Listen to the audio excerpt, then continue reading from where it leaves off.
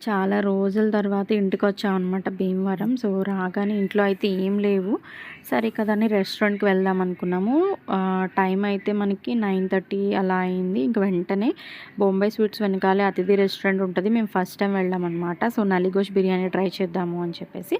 మనం వెళ్ళగానే పెట్టేది onions, lemon and raita. So, raita అయితే నేను ఒక 2 స్పూన్స్ తినేసాననమాట. నెక్స్ట్ వెంటనే స్టార్టర్ వచ్చేసింది తంగడిక కబాబ్.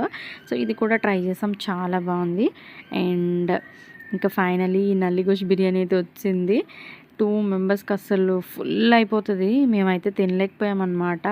సో, ఫుల్‌గా ఫుడ్‌ని తినేవాళ్ళు మాత్రమే ఈ నల్లిగోష్ బిర్యానీ ఆర్డర్ చేసుకోండి.